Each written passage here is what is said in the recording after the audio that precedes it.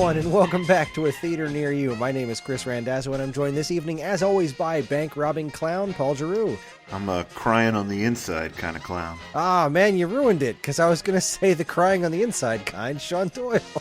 I guess if I'm the crying on the inside, it's bad luck just to see a thing like that. This is off to a great start. This month's letter was Q, and we went with Paul's pick, Quick Change. How do we feel about the high-stakes world of clown-themed bank robbery? Let's find out right now.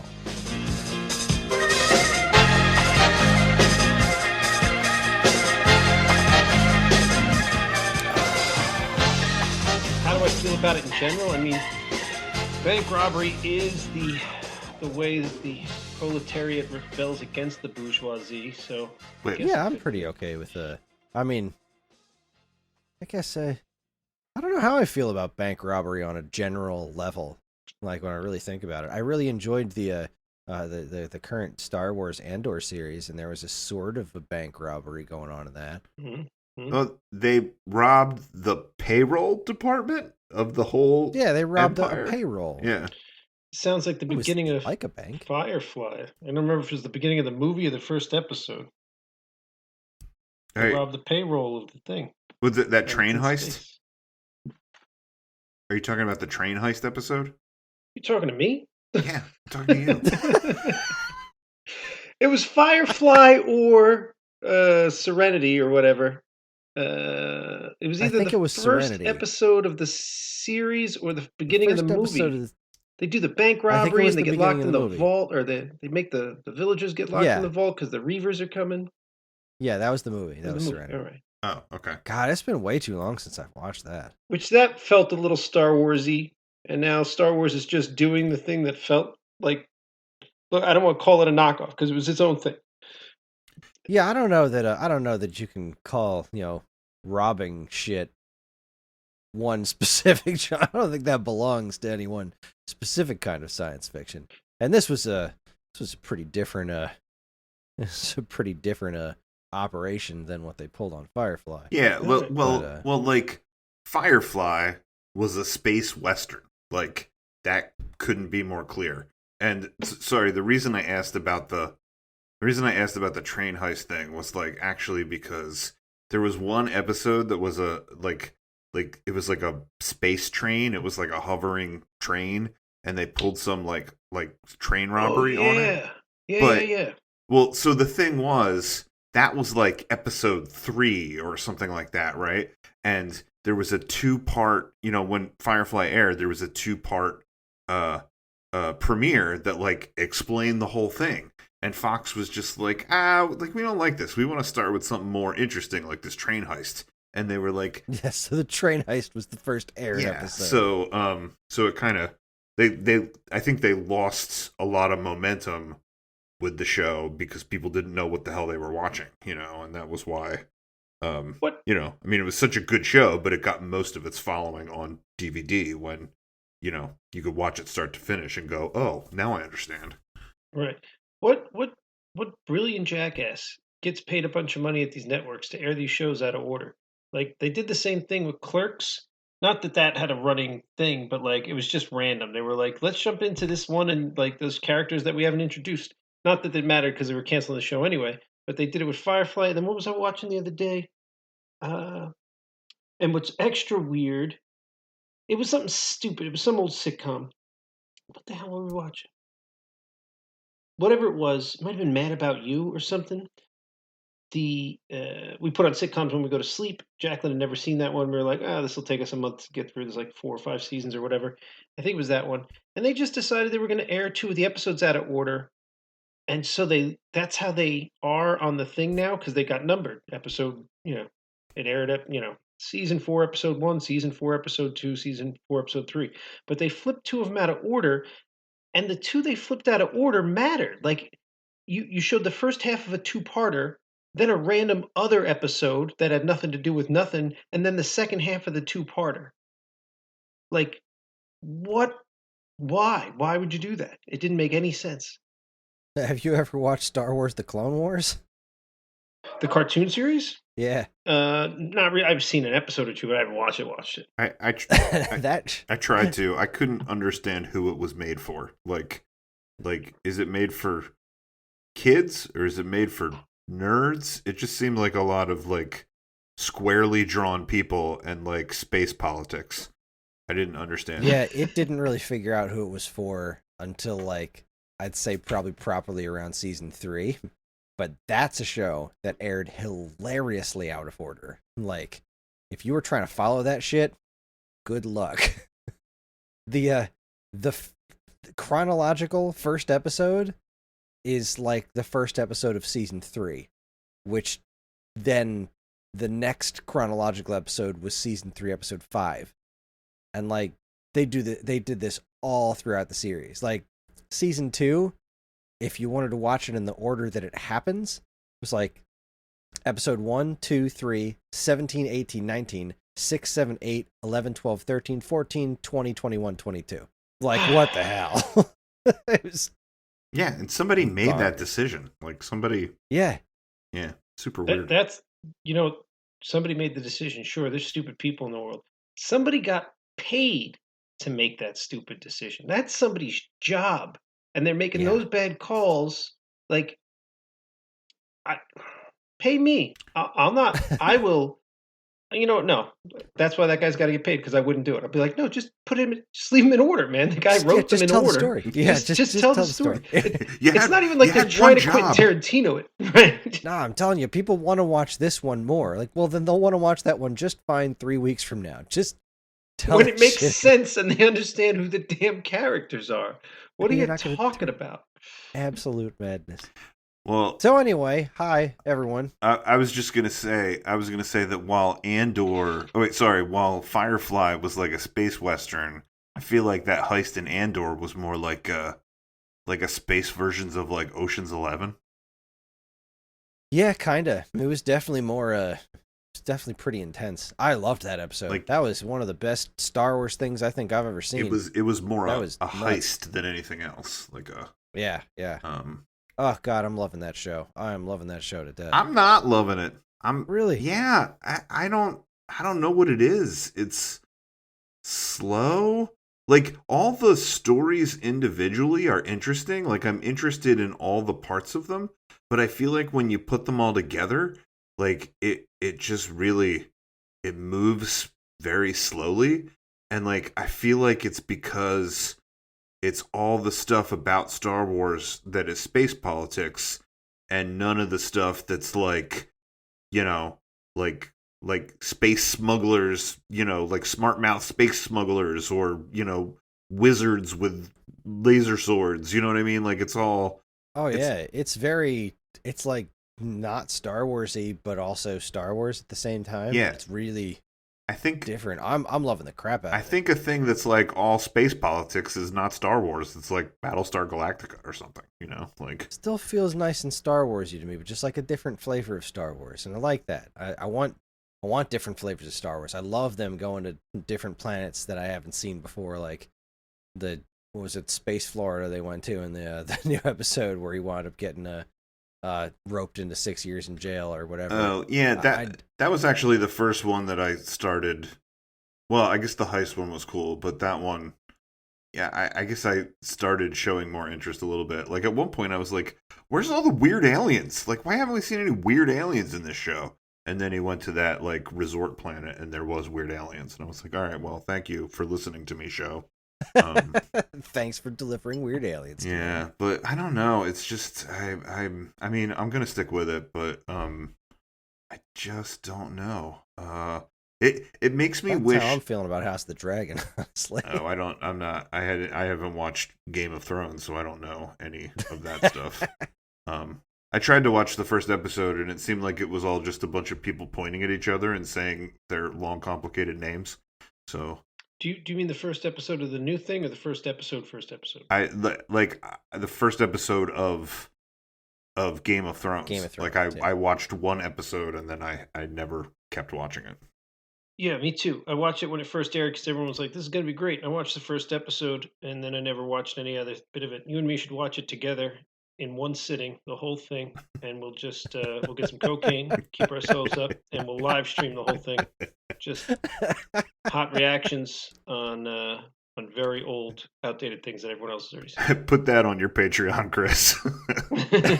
No, I would pay money to see that, without a doubt. Paul and Sean do hard drugs and stay up for 3 weeks straight to watch Game of Thrones. Is it really that long? No, it couldn't. What would it be? Is it more than 48 hours? I can look. We did all the Jason movies in 2 days straight. That took about 40 hours. Is it really more than 48 hours of Game of Thrones? How I long don't did it know. run? There's like 6 or 7 seasons, I think. Yeah, but it was like HBO. You probably got like 8 episodes a season. True. So that's like, and they're probably an hour each. So yeah, it's like probably 2 days of watching. Just gotta want it. All right, I'm up for it if And you not are. have kids. I got some vacation time. Let's do this thing. Let's see. I don't know when this was posted. This was August 18th. As of August 18th, 2022, it looks like it's 2 days, 15 hours, and 30 minutes. Ooh, a little longer than I thought, but all right. So you have to really want it. Hey, we are going to need the Coke. When I first said it was a joke, I was more thinking just coffee and soda, but you get past that 48th hour, you start feeling it. I've been having Karen and I have been struggling with House of the Dragon because it's like the thing with Game of Thrones, like it eventually hooked us because there were people to root for. Everyone's horrible in House of the Dragon, all of them. Like even the ones that I think the show wants me to root for, like no one's likable at all, and I don't know. It's But I'm freaking loving Andor, and we finally finished season 1 of Harley Quinn, which is amazing. And after we finish House of the Dragon, which I think the season finale is next week, we're gonna try out that Lord of the Rings show and see if that grabs us any different. That Harley Quinn show is funny. Do you watch that, Sean? Oh yeah. Well, I think there's a new season out that we might not have watched yet. Me and her have watched. Did we watch 2 seasons or 3 seasons? Oh yeah, there is a 3rd season. And I think we watched 2, and I think the 3rd one is out or partially out. I don't think we've watched all the new season, but that show's great. I rewatched the first season. I enjoyed it so much. I was like, I'm just gonna watch this again. There was something we just finished season 1, and we're gonna switch back over to Lower Decks after that, which was also ridiculously good. There was something so funny in this new season of Harley Quinn that I was going to talk about it, but it sounds like nobody's there. I think it was in the 3rd season. You haven't seen, Sean, where they go into Bruce Wayne's mind, have you? No, I don't think so. Oh my god, it was so funny. Well, when you all get there, we'll have to talk about it. I will gladly have that conversation when we get there. That show started off so strong, and not that it got weak, but like I think it was the first episode was the whole thing with the mentalist guy calling Wonder Woman the C word and just getting like blacklisted even among bad guys. They were just like, dude, what are you doing? It was just like that whole episode. I think it was the first episode. It might have been the second episode. It was early because it was when she was just trying to form her gang or whatever. But that whole episode freaking killed me. The first episode was absolutely hysterical, and it's been solid ever since. But I feel like the first couple episodes have yet to be properly topped in the laughs department. And you know what? I don't know if you watch. Do you guys watch Solar Opposites? No. It's basically. I don't know if it's. There's 2 guys that do Rick and Morty. I don't know if it's both of them or just one of them. Did this other cartoon series for Hulu, and it kind of feels like all the crap they left on the cutting room floor from Rick and Morty. They were like, let's shove this into another cartoon. It's like Rick and Morty's better, but it's got a similar feel. Some of the character voices are the same, so they got some of the same voice actors. It really just feels like what we decided not to use, but we were shooting around the room. And why was I saying this? Oh, because 1 or 2 of the storylines, it's a ridiculous cartoon like Harley Quinn, right? But I was going to say about the Harley Quinn is like every now and then I'm like, this show made me care about Kite Man. How did that happen? Right? You were like, you felt for him at times. You were like, yeah.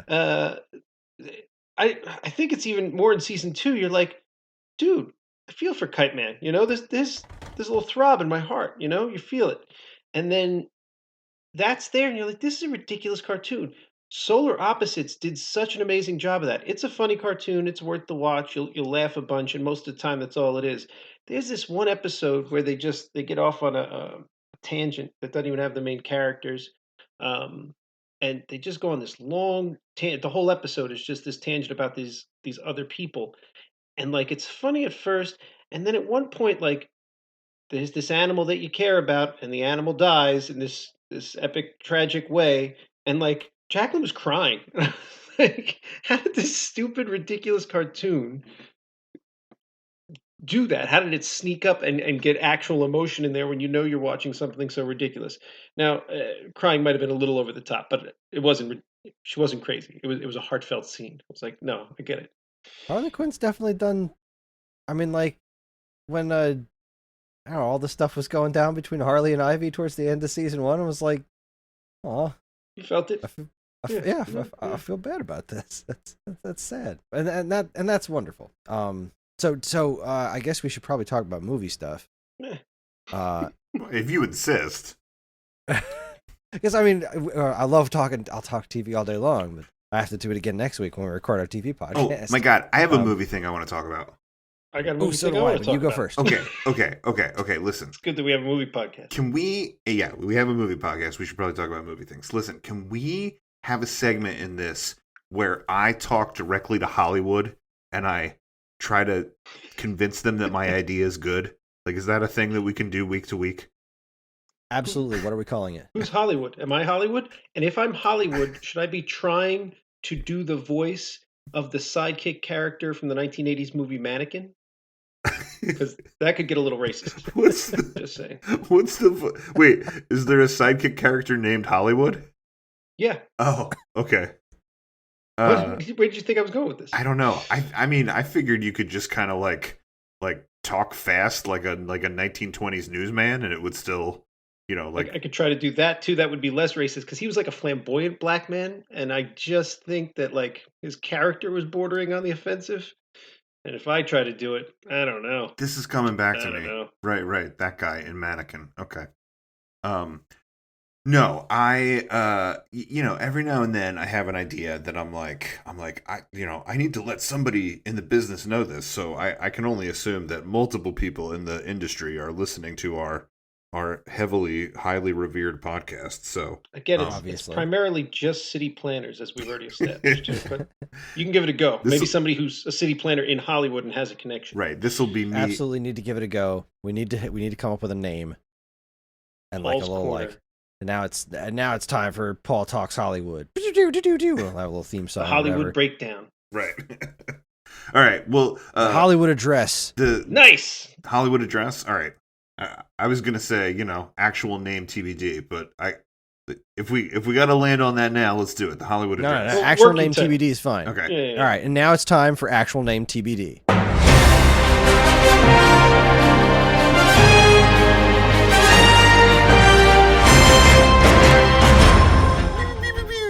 Okay. All right. So there's two things that sort of are leading me to this thing that I feel like needs to happen, right? So one thing is, and let me look up the guy's name because I don't want to butcher it and make a mess. No. Why don't I just look up Goonies? Like, because that's going to help you get to where you were trying to get to, or just because F it, I like looking up Goonies. That's why. Ke Quan? Is that how you say his name? Yeah, I think so. Ke Quan. So, like, this guy's having a renaissance, right? Like, in, when he was popular in the 80s, when he was Short Round in Temple of Doom, and when he was Data in the Goonies, right? Like, I guess it was just the mid 80s, and it was just like, we need a young Asian boy. Like, he's the guy. Like, if you're gonna make a movie, you need a young Asian boy. He's your go-to guy, right? But then it seemed like for years, I guess he was sort of typecast into certain things, or whatever. I guess he had a hard time getting roles, but like, now he's back and better than ever, man. Like, I don't know if you saw Everything Everywhere All at Once? Everything Everywhere All at Once. Did you see it? Not yet. It's on our list. So good. He's really good in it, right? And then I think it was like maybe 2 months ago or so, there was the announcements from D23, and they had all the panels of all the upcoming Marvel shows come out, and they did talks on stage and stuff. And like he's cast in Loki season 2. Yes, he is. Yeah, which I mean, like of these Disney shows, like Loki is one of the better ones, and I think they're all great, but I think Loki was clearly the best, right? Like, it was so good. Loki seems to have a buzz that some of the other ones don't have. Like I agree. I think they're all good, but like as far as like pop culture and mass appeal, it seems like everybody's like all in on that Loki show. Which it was great. It was clearly great. But like I'm excited to see him in the second season. He was really great in Everything Everywhere All at Once, right? So that's one thing, right? Ki Hye Kwan is having a renaissance, and like if you were looking to make a movie, like get him in the movie right now, right? Like, cause like he's it, right? So that's one thing, right? The other thing is I saw that again. I think it was like a month or two ago, but they just wrapped filming on Indiana Jones Part 5, right? Did you guys see that? Did they wrap filming? I had no idea. No, I think they wrapped filming and they're in post-production now, so it's supposed to come out. I missed that. I knew there was news on it, and I know that there was a picture of him with Harrison Ford. But of who with Harrison Ford? Short Round. Oh, I don't think he's in it. Is he? No, it was like at the D23, the two of them hung out together, and there was a picture of them, together, like, hey, look, it's Harrison Ford and him, and they're near each other. Like, right. It wasn't for the movie, it was just like, these two people are near each other. Isn't that awesome? Right, like Harrison Ford was there for some sort of Star Wars thing, and he was there for the Loki thing, and somebody just happened to get a picture, right? Exactly, yeah. So yeah, the Indiana Jones 5, I don't know much about it, right? I know that John Rhys Davies is in it, our favorite King Solomon's Mine actor, John Rhys Davies. They brought him back into the fold as Sala, and I know some of the other actors that are in it. But like, I guess there's not much out about the plot right now, right? So, here's what I'm saying to Hollywood, right? Stop what you're doing. Stop editing the movie. Just, like, stop. Get some people on the phone. Like, I promise you, it doesn't matter what the story is. This will work. My idea will work, right? Here's who you got to get on the phone. You got to get Harrison Ford on the phone. You're going to have to get John Rhys Davies on the phone. And Ki Hye Kwan, right? So let's get all these guys on the phone. Get everybody to come back and film a mid-credit scene and an end-credit scene, right?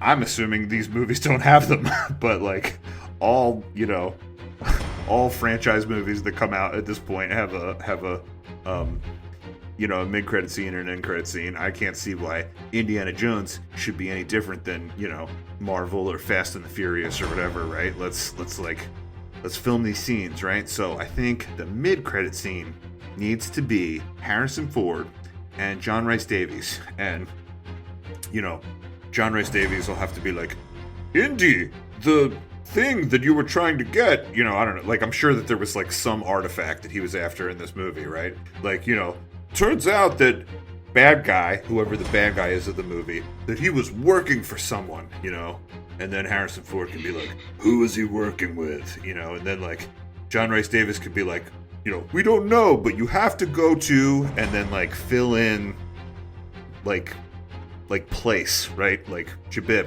I don't know, right? Like Alexandretta. Yeah, whatever, right? Some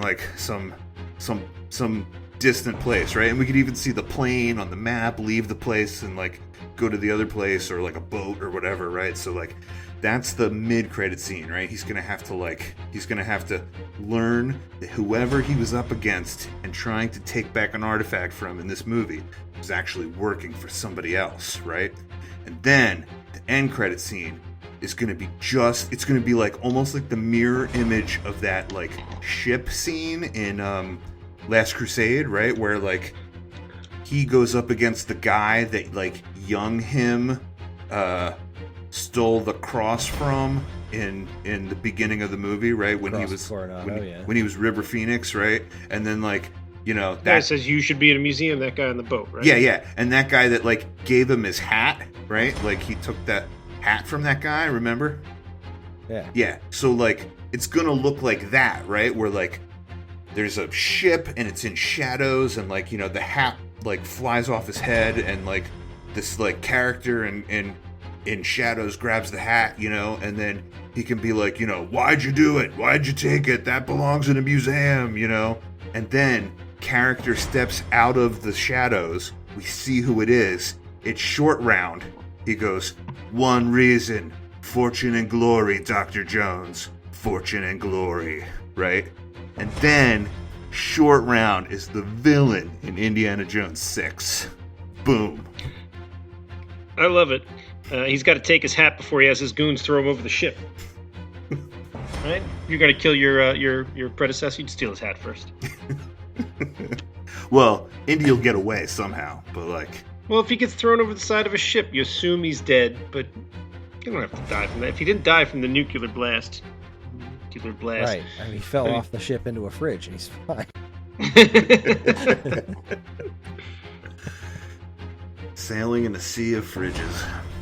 You know what? The fridge scene was still more believable than the monkeys, but I love your end credit scene. Hollywood, get on it. Yeah, that's what I'm saying. Doesn't matter what the movie's about, this idea will work, and it will set up a movie with Short Round as the villain. Success.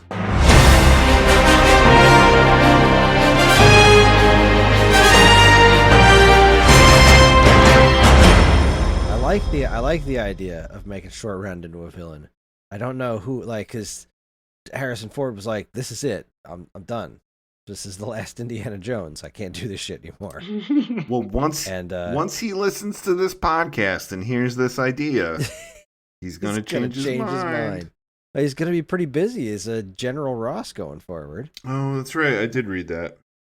I can't believe they're. I can't believe that they're replacing him. I thought they were gonna. They're recasting William Hurt. I thought they were gonna just pick somebody else, but like just come up with a different character that's basically the same character, just not actually replacing Thaddeus Ross. But here we are. Talk to me like I'm stupid. Who are we talking about? William Hurt, who played General Ross in the MCU. Oh. Yeah, he died. Oh, I didn't know that. Yeah, that actor died, and they're replacing him with Harrison Ford, which seems like, on paper, like, yeah, okay, him as Ross, that's a good play. I like that, except the fact that he's fucking ancient. Wait, like, I'm sorry. I don't know that I do like it. Didn't we? Am I having deja vu? Didn't we have this same conversation like 3 or 4 months ago? Because I remember being like, yeah, William Hurt, who is different than John Hurt, who is different than John Hurd. And then I was like, and it doesn't matter because all 3 of them are dead now.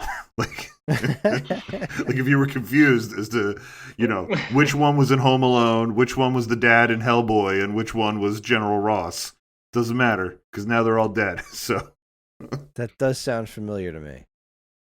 But anyway, Harrison Ford's going to take over the role of General Ross. Harrison Ford's too likable. He's too likable. Don't you always like him? I always like Harrison Ford. Right. Yeah. I don't like General Ross. He's occasionally, you know, like you could make arguments in favor of him. I get it, but in general, I feel like Harrison Ford can pull off the grumpy, unlikable guy, and I just have to assume they're going to eventually wind up with Red Hulk, and he's just going to sit back and voice him instead of actually having to act in person. So that's the only thing I can think of. And that's how good the illusion on the MCU movies are. My next point was going to be, plus, if they go with the Red Hulk storyline, then Harrison Ford's got to deal with that. That's got to be as bad as Indiana Jones. But you're right. But why would I say that? Doesn't make any sense. He's not even on the screen. Exactly. I don't know how any of this works. It's not guys in costumes. And even if it was, it wouldn't be him in a costume. It'd be Lou Ferrigno. So I don't know what I was thinking. He could do that role over the phone. It'd be fine. Yeah, I guess they would have somebody else do the motion capture. Yeah, of course. Why?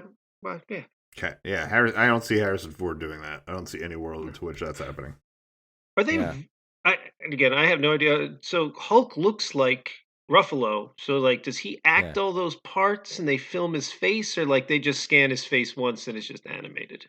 I believe he motion captures the performance and then they just animate him. Okay. So like they have like the Hulk model built and then he does the performance and all the sensors all over him and his face translates to the CG model and then they basically just animate him. Right. Okay. But I imagine that won't be the case with Harrison Ford. Right.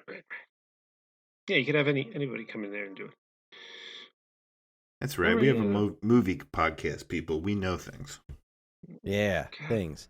Right, So, Sean, you said you had a movie thing you wanted to talk about. It's sure. You know, I think I had multiple movie things to talk about. Yeah, you know what? I did. Here's a couple. One we just went and saw the new Jay and Silent Bob movie, and I really enjoyed it. But I'll Clerks say this: 3? Clerks 3. Yeah. Yeah, that was my thing. I was going to talk about that. Did you went and saw it? Oh, we saw it here at home. Okay. I loved it, but I will say this about it: you have to love those movies. Like, Yeah. I feel like the last two or three have just been love letters to the series itself and kind of fan service, which I am a fan. And again, thank you for the service. But it certainly there's no attempt anymore to broaden your viewership, which is probably why it's getting harder and harder to watch these movies. Like this one, like when it first came out a few weeks ago, the closest theater was in Pennsylvania, and like it was only at like 3 or 4 theaters that we could find anywhere near us. And I was like, let's we'll give it a week or two, see if it pops up closer to us. And now those theaters don't have it anymore, and they must like sent their copies, which is weird because I think it's digital. But whatever, they don't have them anymore. But now 2 or 3 different ones have, and finally the one near us got it. I was like, all right, let's go see it. So like, of course your viewership's getting smaller as you indicate in your movie. People age and die, and you're not. I don't know. It's not expanding. Like Clerks to Mallrats, those are two very different movies. And then you go to Chasing Amy and Dogma, and all four of those movies are very different while still incorporating some of these core characters, right? At least in my opinion, they're very different. I think the type of humor between Clerks and Mallrats is very different. And then Dogma is its own thing. So is Chasing Amy. But now it's just like, I feel like he's narrowing and narrowing, right? I mean, I'm still in that vein, but by God, he's going to run out of viewers. Yeah, I don't think he necessarily cares. Okay. I will say that, all right, so Jay and Silent Bob Reboot was 100% fan service of the entire Askew-universe, as it were. Sure. Clerks 3 felt more like you didn't need to see the rest of them. You just needed to see Clerks and Clerks 2. Because it was very much a sequel to those two movies in specific. Sure. It wasn't really like you didn't need to see Jay and Silent Bob Strike Back or Dogma or anything like that. You just needed to see Clerks 1 and 2. So to that respect, that I think is fine, right? This is Clerks 3, so naturally it's a sequel to Clerks 1 and 2. It doesn't have to be something that's going to broaden the horizons. You're closing this thing out. I did find it amusing that they found more than one moment to actually reference the cartoon in there, which was great because I freaking love the Clerks cartoon, which has now come up on this show twice, which is wonderful. Yeah, I loved it. I did think was it Brian O'Halloran? Is that Dante? Yeah, I think so. There's right. There was the first scene where he's at the great, like I thought that the story was so sad. Like I did not really see it being that sad coming, like Dante's whole entire situation there. But when he was at the grave site and he was doing the whole crying bit and everything, it was really remarkable how much better of an actor God, why can't I think of her name? Dawson, or Rosario Dawson, yeah. Like, she did that whole scene effortless, and, like, this was the most acting I've ever seen Brian O'Halloran do, right? Like, this is the most actual emotional investment we've ever seen out of Dante, outside of anger. But like, it was really obvious how much better of an actor she is than him. Not that he was bad by any stretch, but it was like, it seemed slightly less natural and everything so friggin' effortless for Rosario Dawson. Well, but these were all people that were Kevin Smith's friends that he cast in this, movie that he like financed on credit cards while he was learning how to make an independent film. Absolutely, and they mentioned. I mean, did you see this, Paul? No, I haven't seen the new one. Oh well, I won't spoil it. Yeah, you're like talking about big plot points, and I'm like, la la la la. No, he really hasn't talked about any big plot points. I know there's a grave. There is definitely. You find that out in the first 5 seconds, right? First 7 seconds. So I mean, yeah, something like that. Oh God, that was just heartbreaking right at the beginning. Right. But yeah, it's he has to do a lot more acting in this, and I was very impressed with where it went. It did seem like, yeah, it was very much reliant on having seen Clerks 1 and 2. Like, there's nothing for anyone who hasn't seen Clerks 1 and 2. And having a special place in your heart for them, which I absolutely do. So again, yeah, I loved this movie. Same here, yeah. If you were lukewarm on the first two, don't bother. I mean, it's fair for a third one. If you didn't like the first two, you didn't see them. Is it on any of the streaming stuff, or is it just in movie theaters? I saw it in the theater, but I think it's on Vudu. Is that what it's on? It is. I'm pretty sure it's on a streaming service. I caught it through our various means, but I'm pretty sure there is a streaming way of, and a legit streaming way of grabbing it right now as well. Right. It is. It's pretty good, and it's I really liked the story. It's been a while since I've seen Clerks 2, so there were some details of it that I was like, oh right, okay. But the references to the Clerks animated series were very. I only caught one of the references, which did put a smile on my face. It wasn't. Oh my God, bears driving. How can that be? Which, God, I quote that all the time, and it doesn't ever fit in. Like, I just force that into situations because, God, what a great line. What was I going to say about the? It's such a dramatic difference in tone or feel from the second one, because the second one is one of the most uplifting films ever, right? I mean, like, I just walk away from that movie happy. Yeah, same here. Right? I mean, like, that movie is so upbeat and just, I don't know about maybe carefree. It's just so light and easy. The first one isn't, but even the first one's not this dark. The first one's not necessarily a downer. I mean, I guess it's a little life affirming towards the end, but it's certainly middle of the road. And then the second one's such an up note, and then this it's a down note. Maybe I need to revisit these before I see this new one, because I don't know that I could tell you anything about the second one. I mean, I remember the first one very clearly, and I think it was because it was like one of these life-changing things, right? Like, I think we were in like 4th or 5th grade when that movie came out, when Clerks came out.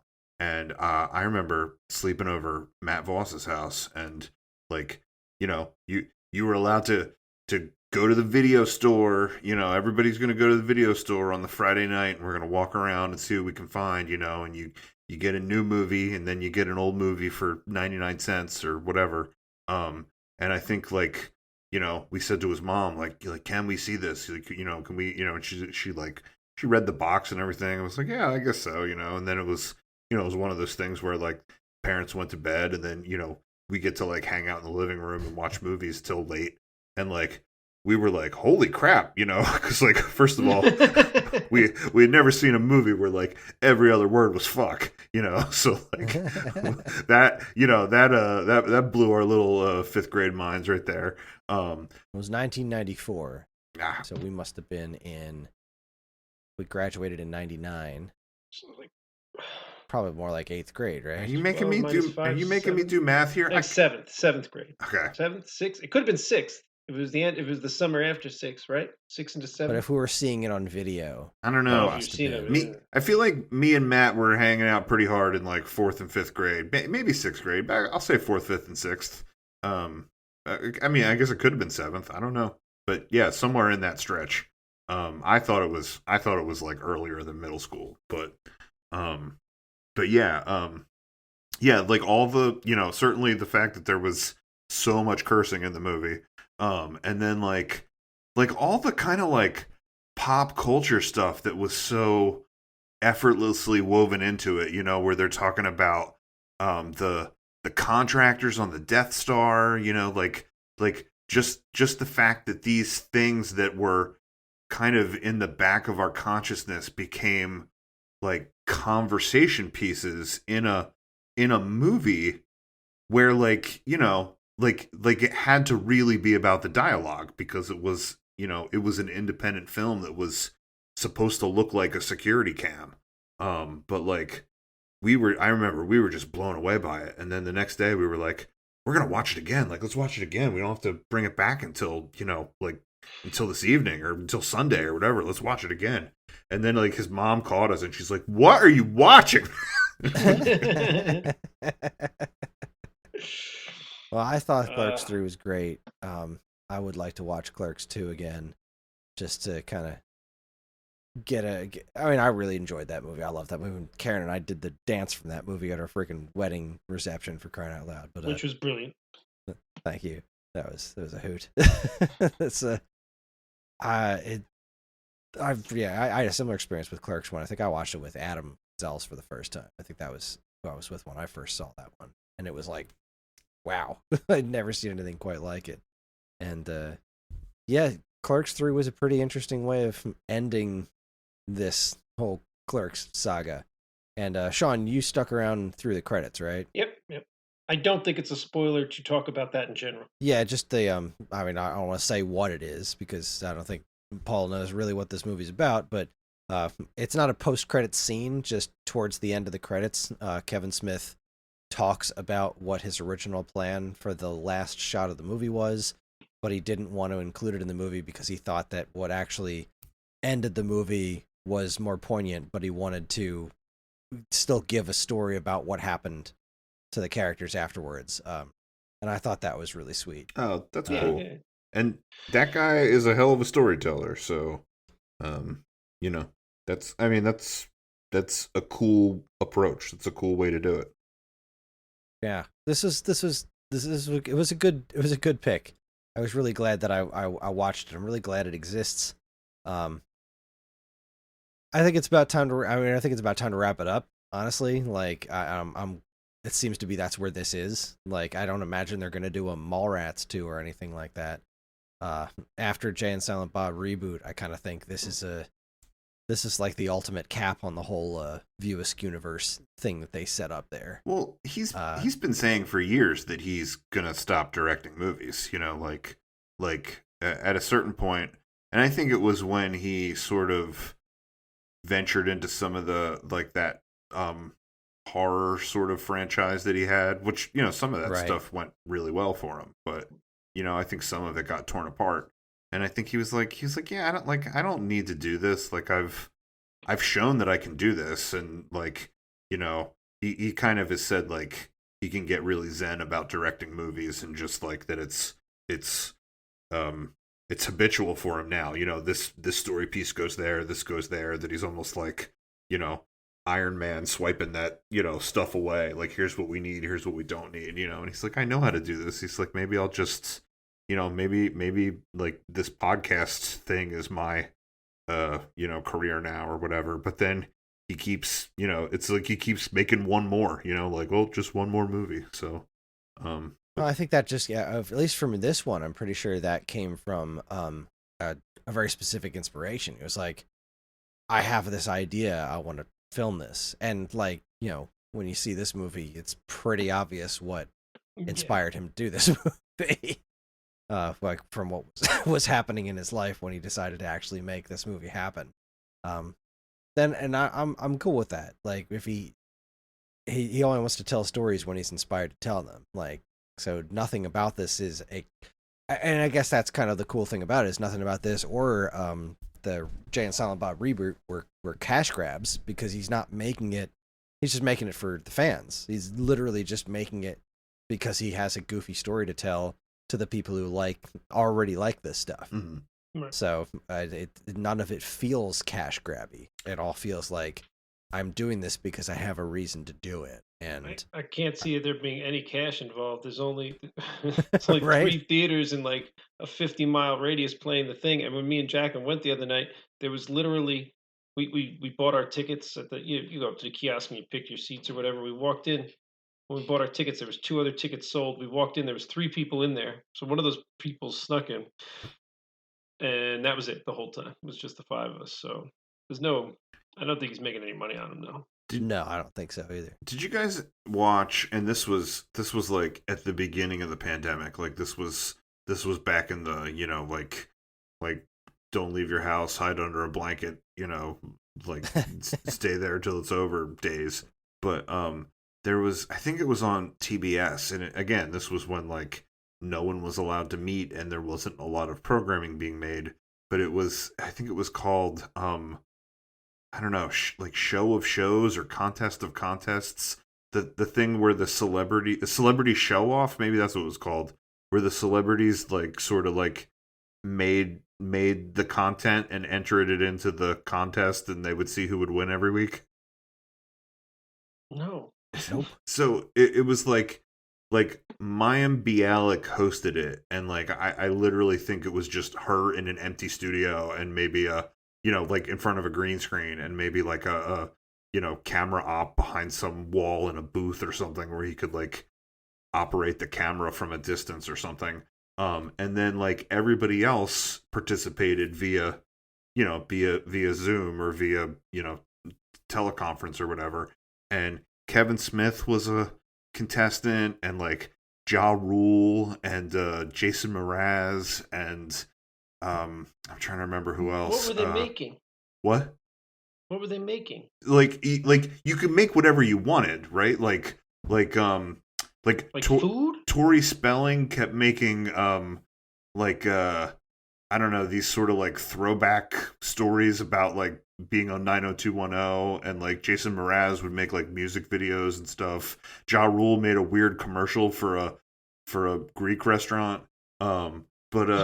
But Kevin Smith decided he was going to make a sitcom week to week. He's like, I never made a sitcom before. And he's like, sure as shit, nobody's going to hire me to make a sitcom. So he's like, I figure this is what I'm going to do.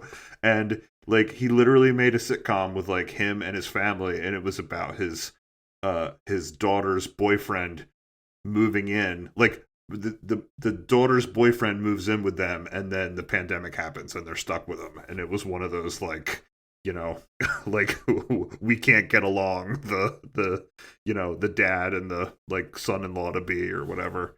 And it was so funny. And it made me feel good to see like Kevin Smith brought into my home when we were stuck in that situation. Like, if you can find it, you should watch it. It was funny. Huh. I'll look for that. He did make a sitcom. He made Reaper, didn't he? Am I crazy? Maybe he directed a couple episodes, but I don't. Yeah, he wasn't responsible for Reaper. Oh, I thought he was. He directed the pilot. Oh, I thought he directed the whole thing. Okay. No, he just directed the pilot. And I guess technically the Clerks cartoon was a sitcom. I just have to take something back. Apparently, Twilight of the Mallrats is in pre-production, according to IMDb. That you know what? When you were saying that, I was like, I heard they were making a sequel to the Mallrats, but I heard that like a decade ago. Yeah, I can't. There's no information on it. And then I think I remember hearing like it was set and they had like contracts to like film at some mall like just outside of Philly, and then like there was a production delay, and then they tore down the mall. Like whatever mall it was got demoed because they were like, dude, it's a mall. We're done here. And like Clerks 3 was rumored to be in production for ages and ages and ages and ages, and eventually got kind of shit canned until Kevin Smith a few years ago was like, okay, I have a new idea, rewrote the script from scratch, and convinced everybody to be involved in it. And when you say everybody, you mean everybody. They got everybody. But Everybody living, yeah. yeah, but we were talking earlier about them being actors. None of them went on to like be actors, right? Like, I mean, I don't follow people's careers or anything, but like Randall's not in other movies, right? Like, I assume these people like Dante, they just have jobs, right? Like they must do something, right? I feel like Brian O'Halloran did try to like be an actor. Um, let's see, Brian O'Halloran. He did a bunch of stuff. Oh, did he? Well, good for him. I mean, not like it's just like bit parts here and there. Right. Not much out. Goodness, he did a voice on a Pokemon cartoon. Wow, yeah, he's been all over the map. So he definitely put forth some effort. Jeff Anderson, Randall, I don't think he did much else. Yeah, no, he's done almost nothing. He was always kind of my favorite part of it. Yeah, He did a voice on Clone Wars. That's amazing. he was he voiced a Wookiee in an episode of the Star Wars Clone Wars cartoon. He did make a good Wookiee noise in the movie. What I was gonna say is the people in like Clerks primarily, those weren't actors; those were his friends, like we said. And like when you look at it, I think they did good. Like I think Randall's a good actor. Like I don't think that was his job in life. I think he went off and I don't know what the hell he did. Let's say that he was a restaurateur. Who knows? But like I, I never once was drawn out of the moment in any of the movies he was in because his acting was poor. You're right. When O'Halloran had that scene with Rosario Dawson in this one, it it did seem effortless for her because you kind of could tell how much effort he was putting in. But it was highly emotional and he got it across and it wasn't terrible. And yeah, no, he was successful. Just it was you could tell that he was putting in some work, right, and she was not. Right, but she's like a big name actress who does a lot of stuff. Yeah, she is a real professional. And I was gonna say, I assume he had another like I assume he's I don't know a pipe fitter. I don't know what he does. He's got to have a job, right? Like I don't think he's making enough off the Kevin Smith movie every 7 or 8 years to survive, right? He's got a lot of credits, but yeah, it doesn't look like anything big. Most of it I've never even heard of. I'm sure he does something, and then I'm sure he also goes to these conventions and signs a bunch of stuff and makes some. And hosts pie eating contests in the woods, like last year. But I don't exactly. I don't think. I don't even know if he was there this year. I just went to it, and I didn't even see the pie eating contest. It got a little hectic. All right, we're almost an hour in. I still have two more movie things before we get to our movie thing. Oh, Jesus. One, I was going to mention the Halloween thing. Me and Jacqueline went as the people from True Romance. If you guys didn't see pictures of that, I'm pretty proud of us. It was pretty solid costume.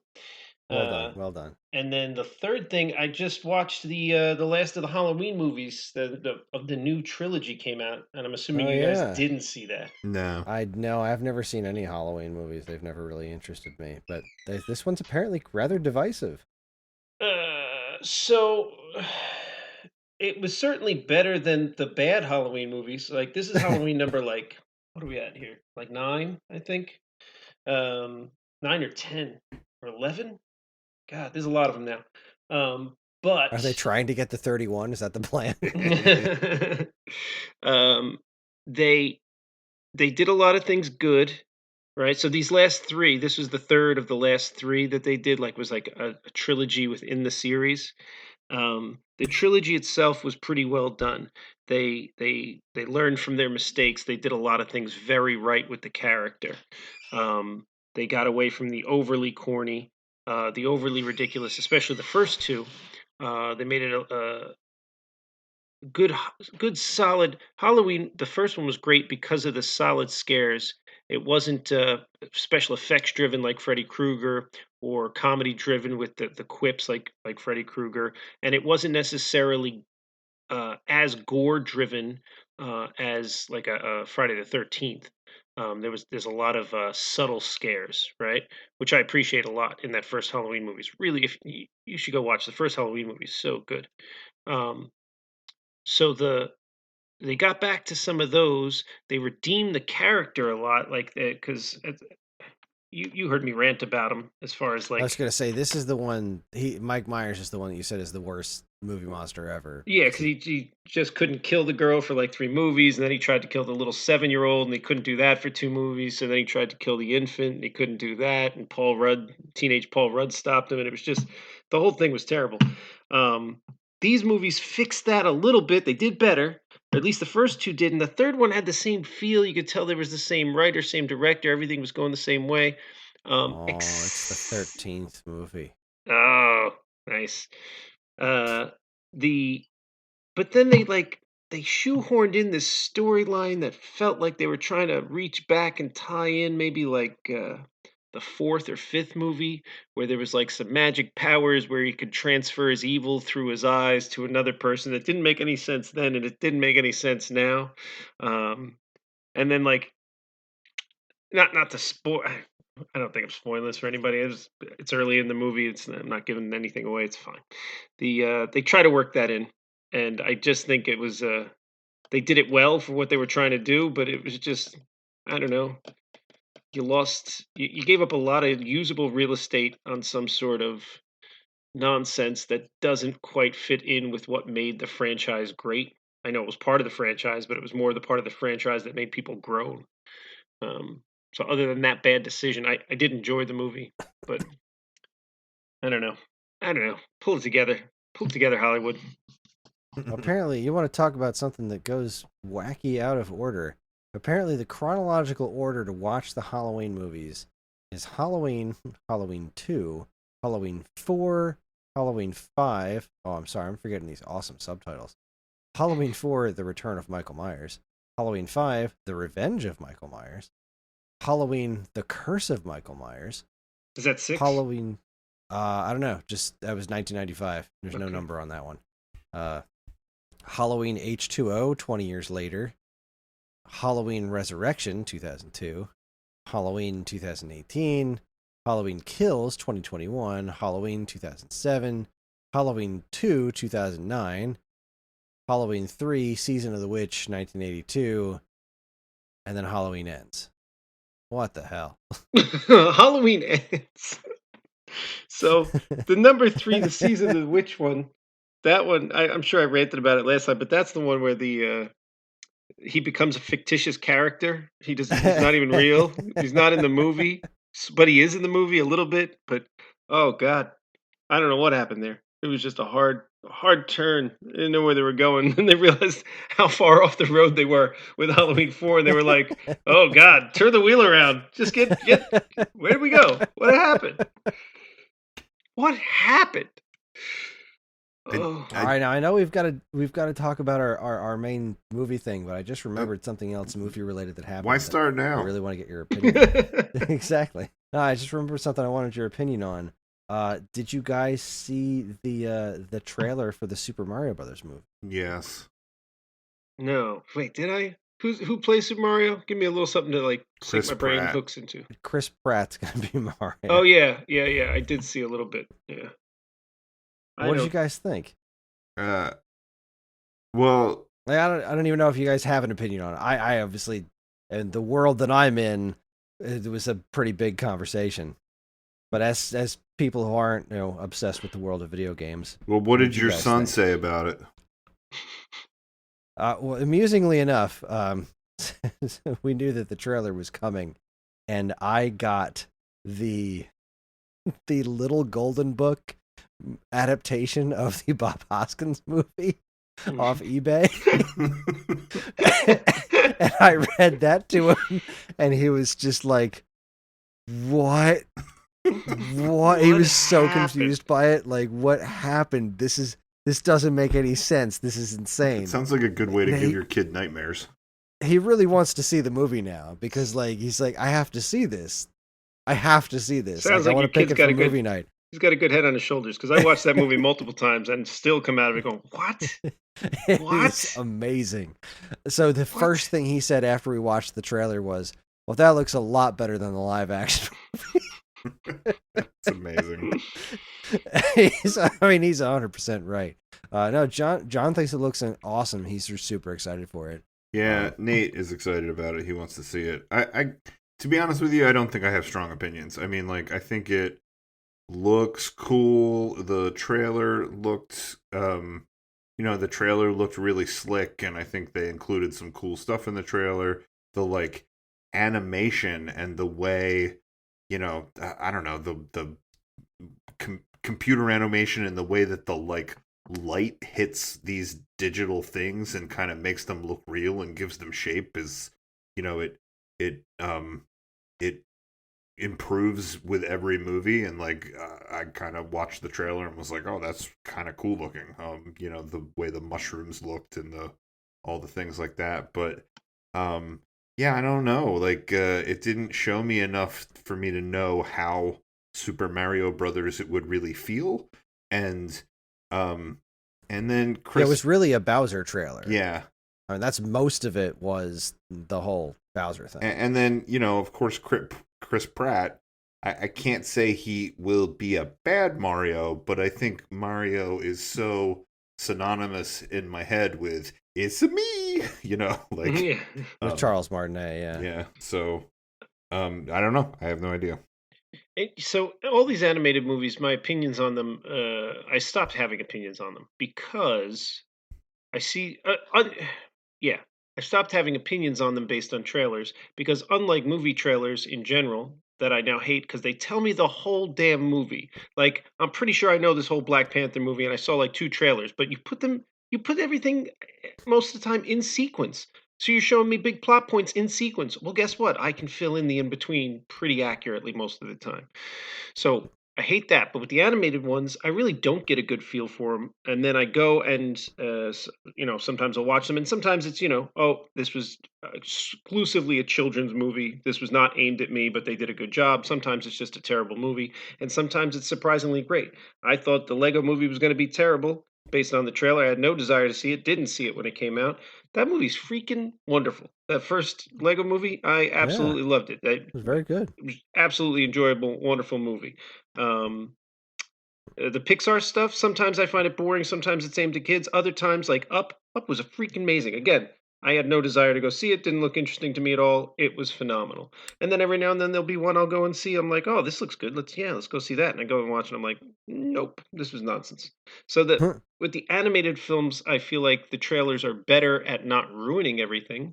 But I know that my opinion based on that, whatever I saw, 60 seconds of that Mario thing means nothing. Like that movie could be absolute trash or it could be a gem, and I just have no idea. I do the Chris Pratt voice. I don't know. My first instinct is no, but Yeah, this was really interesting from the perspective of folks in the video game world. He posted a couple of times that he's been working super hard on the Mario voice, and I think the quote was, "It's unlike anything you've ever heard in the Mario universe." And I guess he's not wrong because Chris Pratt has never been in the Mario universe. Right. Because he just sounded like Chris Pratt. There was maybe a slight accent going in there.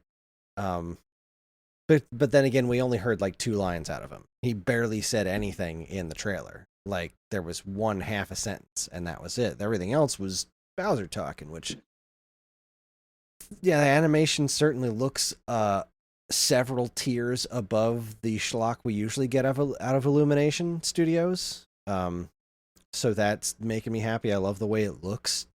Like you said, Paul, I think it is a really good looking movie. I was really impressed with Jack Black's Bowser voice. Oh, that was Jack Black. That's cool. And like that's not Jack Black with a machine lowering his voice or anything. At Comic-Con when this trailer debuted, there's video of him just doing the voice, roasting the audience. Like he just did that voice and it's kind of great. So that made me real happy. It does seem to have personality. I thought Toad was really funny in the trailer too. I'm cautiously optimistic, but the whole Chris Pratt as Mario thing, like, you're right. Charles Martinet is like the iconic Mario voice for most of the world. And there's a whole conversation about whether or not they should have had Charles Martinet do the voice of Mario in this movie. And like, that I'm on the fence about because like I've heard Charles Martinet do entire conversations as Mario before. And it's like, a little much for me, and I get that some people don't care. They just want to hear that voice coming out of Mario, but I feel like your general movie-going audience might have been a little annoyed by it by the end, but then again, Charles Martinet is an excellent voice actor. He's done a lot of great stuff that's not Mario, and like I feel like he could have done a pretty good Mario voice on his own, but then again, he's not the name draw that is Chris Pratt. But amusing to me is like, when I was a kid, Captain Lou Albano was Mario. Yeah. You know? Sure. That was Mario's voice. He was, this deep-voiced Italian plumber guy. And, like, then Super Mario 64 shows up, and you hear, "It's a me, Mario." And I know. Charles Martinet, if anybody's listening, yes, Charles Martinet did technically do the Mario voice earlier than that. I think Mario teaches typing in a Mario pinball game, but the real debut was in Mario 64. There, done nerding on that. No one's checking your nerd work right now. But that changed Mario's voice to that. And Chris Pratt weirdly seems like a middle ground between Captain Lou and Charles Martinet's voice, which I think is pretty interesting. So, I don't know, that doesn't really fill me with all the confidence in the world for Mario himself. There was also a giant controversy about Mario's lack of an ass. Apparently that's a thing. And, it's noticeable when it's been pointed out to you that Mario's character model does not have a butt. Well, so there's still time. They can just throw a digital butt in there. Here's hoping. So I don't know. I want to get you guys' take on it, because I know you guys aren't anywhere near in the ridiculous level of video game nerddom that I am, and I thought I'd get your opinions on this whole Mario movie thing. Well, in my heart, Captain Lou Albano will always be Mario. And Sean, if you like the Lego movie, and you might actually sit down and watch animated movies because you don't have kids and you're not inundated with them, so you might actually be like, oh, like I want to watch that. If you like the Lego movie, the guys that directed the Lego movie also made the 2 Cloudy with a Chance of Meatball movies, which are very funny. I did see the first Cloudy with a Chance of Meatball movie. I took that came out a long time ago, right? I was in like college or something. I was watching my godson. I took him to the movie theaters to see that. I think that was good. I love that Mr. T is in that movie. It makes me so happy. Oh God, I don't remember. He was in the first Cloudy with a Chance of Meatballs. Mr. T is the cop, the policeman. Oh, all right. But then he didn't come back for the second one for some reason, and then it's Terry Crews. Well, he got too big. I mean, he's Mr. T. Yeah. His career really took off post 2010. So. All right, you guys want to talk about this movie now? Nope, I want to pack it up and go to bed. Yeah, it's already 10:15. Well, I don't even know how much I'd really have to say about this. It was an interesting experience, but let's do the business. Quick Change is the movie we're here to talk about. Quick Change was released on July 13th, 1990. Was distributed by Warner Brothers. It was directed by Howard Franklin and Bill Murray, and written by Howard Franklin, based on the novel Quick Change by Jay Cronley. Howard Franklin's other directorial works include Larger Than Life and The Public Eye, and he was a writer on Romancing the Stone, The Man Who Knew Too Little, and more. I feel confident in assuming that we all know who Bill Murray is. The story stars Bill Murray, as well as Gina Davis, Randy Quaid, Jason Robards, and more. It tells the story of a group of people who try to rob a bank under the guise of a clown, and I wrote this script before having seen the movie, so that's all the detail I was willing to go into at the time. I watched this in my house with Greg and Karen. Greg came over to join us. We watched it through nefarious means, and I had a glass of chocolate milk. Greg had a coffee, I think, and a Kit Kat bar. You go ahead, Paul. Oh, I watched it on, I spent $3 or whatever from Apple to watch it. I didn't know we would be recording this week, and then everyone was like, "Hey, we doing this?" And I was like, "Oh, like that." At that point, that was my only recourse to be able to watch the movie. I didn't eat anything while I watched the movie because we had just had a lot of pizza. So I watched the movie through non-nefarious means. I think we had to pay. Oh, we would have had to pay like $2.99, but she's always got like free money in Amazon for like I don't know why. They just like her. So we got it through there, and I don't think we ate anything while we watched it. Actually, I think I ate some cheap cookies. I didn't put any effort in because we had to train our dog who's out of control, so we had like this thing, and then I had to quick watch this movie afterwards. So I was like, "There's no time for anything. We're watching this movie." So yeah, no effort. I'm sorry. Oh, and a new non-alcoholic beer for midweek drinking that was terrible. So not even going to mention it. It's like a new German Pilsnery thing out there. It's nonsense.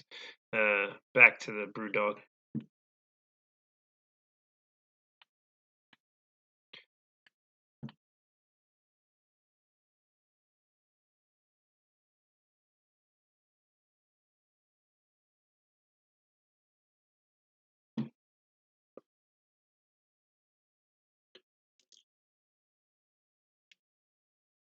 I thought you were going to say it was fine that we didn't put a lot of effort in because it feels like the people who made the movie didn't put a lot of effort in, and I would agree with that. It had a lot of good pieces, and it feels like with some effort, it could have been a great movie. Like there was talent, and the writing wasn't bad, and the plot points were all there, but like I don't know, everything was just fine. It was fine. Yeah, all the pieces came together, but they didn't really. It's like I thought it was weird that I had never even heard of this movie before. I mean, considering who was in it, it just seemed like it's weird that this had never even come up. Like I didn't even remember seeing this in my video store. It was a complete non-entity to me. And after seeing the movie, I chuckled a couple of times, but I could not tell you what I laughed at. Like I don't remember. I just watched it the other day and I don't remember it all that well. I'm starting to wonder if I had never really seen it. Right? Because so we've feel like this is the second time in this episode we've revisited elementary school Paul. Because I think I probably saw this movie when I was like 11 or 12. Like that's my memory that like I saw it probably not long after it came out, like when it was still newish, right? And it makes me wonder, did I really see it, or did I just see the beginning, the bank robbery? Because that seemed to be the only thing that left an impression on me was the bank robbery. Like I remember that very vividly. Like I remember he was dressed as a clown, and I remember that the hostages that he lets go are in on it. And as a kid, you don't know all the actors. You're not as keyed into pop culture.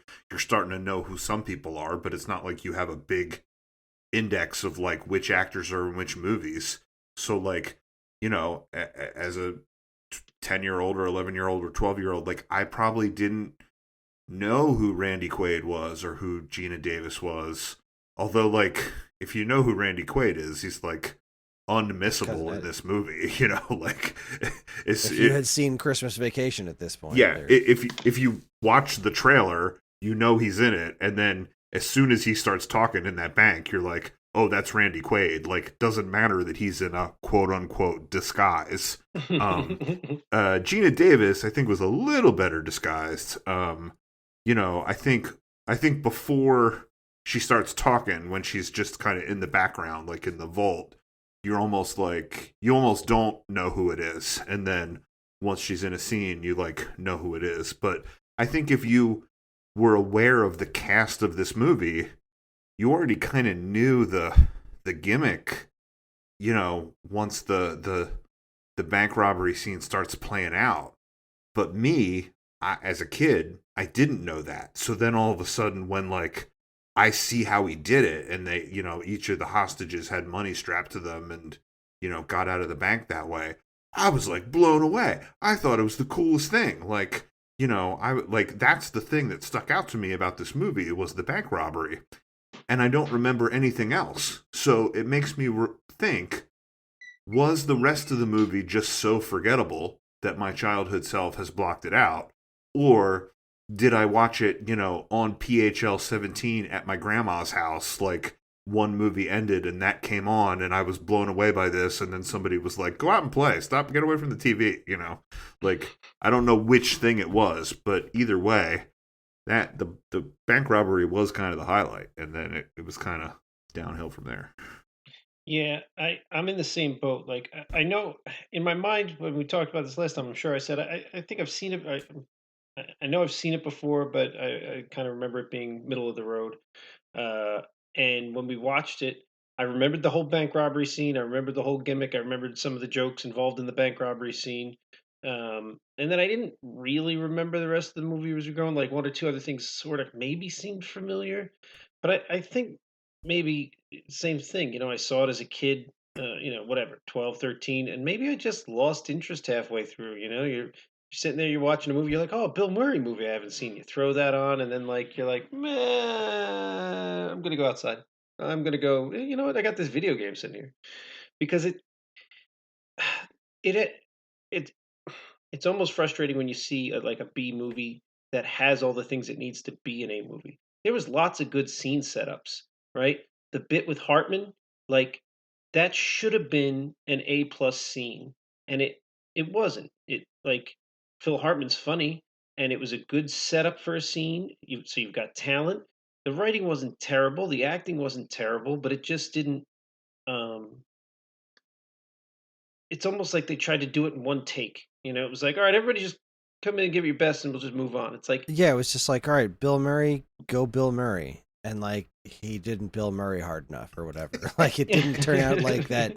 It wasn't like Ghostbusters scenes where it's just like I'm reminded of like the Phil Hartman scene was where he was the neighbor guy that came with the gun, right? right. He wasn't the neighbor. He was the new tenant who was taking Right, it a the new day tenant earlier. yeah, right. And it just reminded me of the scene in Ghostbusters where he's talking to the reporter, not the reporter guy. That guy was a reporter in The EPA guy, because he was a reporter in Die Hard. This man has no Dick. dick. Is that true? And it seemed like they were just aiming for that, like just go do Bill Murray, and like it just didn't really stick. And Paul brought up that it just so happened after this movie I've never heard of, we decided to watch it, that it shows up in the news because Gina Davis was talking about her experience on it, and apparently not much of a surprise. Bill Murray was a bit of a shit to work with in the 80s to women, which, I mean, I don't think that's exactly shocking to anyone, but I wonder how much of it came from a general a discomfort on set. Like when did this came out, and what was it? What did I say? 1990? 90. So I didn't read the article or anything, so I don't know what the accusations are. But as far as I know, he's a shit to work with to everybody, right? Like Harold Ramos refused to work with him for years. I think there was like on-scene fights. Like as far as I know, he's kind of a dick to everyone. So what seemed to be popping up in the news, oddly, right when we were about to do this episode, is that Bill Murray, the movie that he is currently working on is a movie called Being Mortal. He had a fine levied against him. Basically, there was a production assistant on set that complained about his behavior. I guess there was like COVID protocols, so people were masked and stuff, but like there was a scene in a bed or something, and I don't know what she was getting ready or standing in for somebody or something, and Bill Murray like straddled her and like, simulated like kissing her, like, through the masks, but like basically didn't he thought he was just joking around, but like there was no permission asked. Like he kind of just did what he wanted, and so she filed a complaint against him. And I don't know if this was like handled through their union or whether it was like a court matter or something, but he got he paid a pretty big fine. So like he's in the news because of that. And then Gina Davis was like, "Oh yeah, well, I mean, now that people are speaking up against this, like I had a pretty awful experience during Quick Change. That I guess because Bill Murray was also the director, he asked her to do some kind of uncomfortable stuff in the audition, and like she, I guess, was just kind of on edge the whole time because it was off to a bad start even in the audition. Yeah, I wonder if that played any. Maybe that played a part in it. It didn't seem like she was uncomfortable in it. It just seemed like nobody was putting forth effort, except maybe Randy Quaid. But He was, yeah, he was definitely putting work in. Well, what was the deal with Randy Quaid? Like what was that character? He just kind of seemed like a sad, overgrown man baby. Like, yeah, and he had some sort of previous relationship with her. Like, wait, why are you did they saying just that? go to school together? Were I they thought him and Bill related Murray. to each other? No, him and Bill Murray went to school together. Right, but he also had some sort of previous relationship with her. I mean, she almost acted like she was a mother to him, almost like, or like a sister figure. She's like I felt like there was some sort of relation there. Yeah, she was like consoling him. He act. He. I don't know why Randy Quaid sometimes plays these people that I don't know, are not all there. I guess that's the best way I could put it. But like he plays. What? Plays? I don't know that there's so much acting as there is reading lines for some people. Valid point. That dude's cuckoo for Cocoa Puffs for sure. But he's been in dramatic stuff where he had to not do this. I don't understand why the character was so much like a child. Like it was weird. Yeah, it was definitely weird, but it does seem like an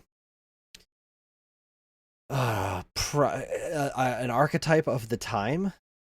I'm thinking of like, it seems like the whole not all there person that somebody like Bill Murray's character has to take put care up of with and or take care of. Right. I thought he was there to kind of make Bill Murray a little more likable. You're starting off your movie with bank robbers, right? Which, despite our comments at the beginning of this podcast, usually that's the bad guy, right?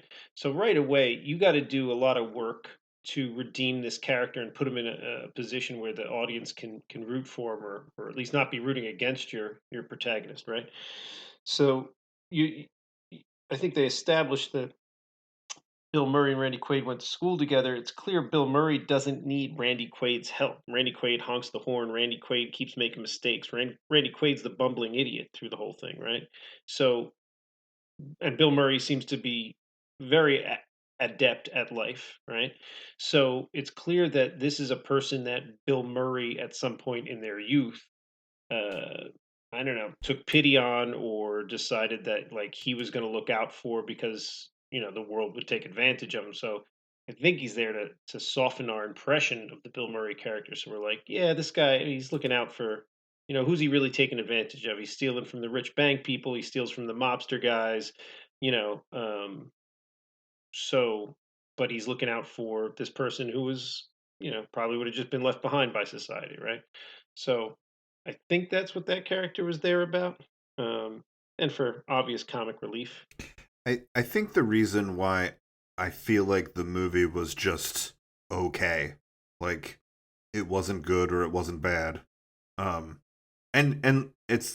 like I think it's so funny that at this point in this podcast that we're having this problem. Like I feel like we haven't really talked about a movie that was just like a lot of times I think the best episodes of this we have is when we all have like sort of a different perspective on a movie, and we're hashing out the way that we saw it. And prior to this, I think we saw 3 really good movies. I know Sean was only like 50-50 on Pitch Perfect, but I was like 150 on it, so I feel like that kind of evens out. But like, Pitch Perfect, and then talking about the Office Space, the way it sort of shaped our work world, and The Natural that we kind of talked about, like what makes up a an iconic sports movie, and then before that we had 3 really bad movies, it's fun to go like, what was that? Like, what was going on there? But like with this, it just felt right down the middle. And I think one of the reasons why I'm kind of like, is because like I did think it was funny. There was a lot of stuff I laughed at. Now that being said, it wasn't like laugh out loud. It wasn't like slapping your knee and like rolling on the floor. It was just kind of like, it was a laugh. Like I think most of my reaction to that stuff was the stuff that was indicative of New York, and then the stuff that was like that then messed up their day, like made their situation worse. You would go, of course it did. Like the times that I went, of course that would happen. Like, of course those guys would be taking down the signs and go, oh, we're not putting up the new signs till tomorrow. Like that's like it. Like those characters felt so New Yorky, or some of the stuff where, like where the hot dog vendors are running to the the bank to sell hot dogs to the spectators. Like some of the stuff that was just like the weird, it could only happen in New York stuff made me laugh. Bike jousters. The bike joust was the best scene in the whole movie. Yeah, that was awesome. And you know what? But even the bike joust scene, it's like I feel like better editing or just like a second take. Like I think it should have dragged out just a little longer because they stop, but it's pretty quick. They stop and they show you this thing, and it's pretty epic, right? You don't know what's happening at first, and then you kind of see it coming, and then the one guy gets taken down. I think they could have dragged that out like 2-3 more seconds to really just make it feel so out of place in this movie. Because like they're on the run, they're on the lam, and you're going, and then all of a sudden they stop, and all 3 of them just stop. They just robbed a bank, and they just sit there, mouths agape, staring at this spectacle, right? The kid ringing the bell on the church at the end, that was great. But I feel like it didn't quite sell. It was good, and I did laugh aloud, but I feel like it was so brilliant, I should have been rolling, and I was just laughing out loud. And then maybe this is the problem, the the the only, and I quoted it at the beginning of the podcast here, the reaction line was, "It's bad luck to even see a thing like that," right? Which was funny, and it made me laugh, and it's making you laugh. But like, I don't know. I feel they could have done more with that. Like you just gave me an epic moment, right? You and then you followed it with a B plus joke. That was the best joke you had following this brilliant scene. Like, I don't know. I feel like we could have sold that better at that point. Just like the Phil Hartman and who's the guy who robbed him. Like these were good plot points. These were good opportunities for, I don't know about either a great line or 2 or 3 really good lines. And we got like one. We got like one decent line from Bill Murray with the guy robbing him. We got one decent line from Randy Quaid with the joust. Should have been 2 or 3 decent lines, or one amazing one. The crying on the inside kind was definitely a solid line as well. It was. But it is a series of missed opportunities. There's this works really well on paper. It could. I feel like the whole movie should have been. They should have leaned into the weirdness a little bit more. Well, like I think one thing. I think one thing that you're talking about some of the missed opportunities with I guess the jokes as far as the guy that robs them, the bike joust, whatever, right? I also think there were missed opportunities in tying it all up, because I think in a general sense the way that it all got laid out made some degree of sense. I'm not sure that it totally makes sense that the cops found them by looking for 2 men and a woman, and then the thing about him jumping from the taxi cab, like it was kind of weird the way the cops zeroed in on them. But then once the mafia thing got involved, and then the Tony Shalhoub, Stanley Tucci. Yes, once the Tooch got involved, and the Tony Shalhoub taxi driver. Tooch and the Shaloobs. and like all that stuff, all those sort of missed opportunities. I think it made a clear path to that sort of near miss at the airport.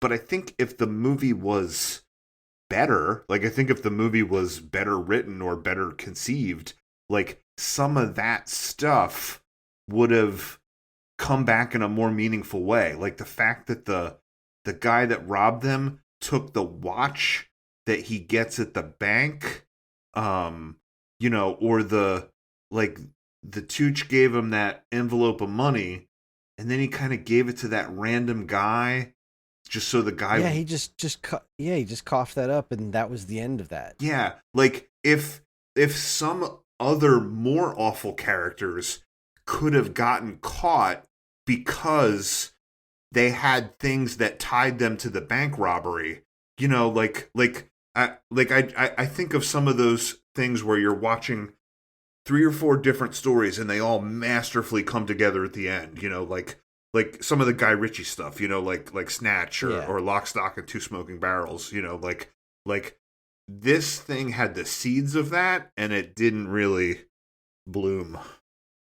Yeah. And I think it came from the general consensus that, okay, we've got this cast and we're just going to we don't need to put the effort into making this work because the cast is just going to take care of it. It's going to be funny enough with just the charisma of these actors. We don't need to think this thing out.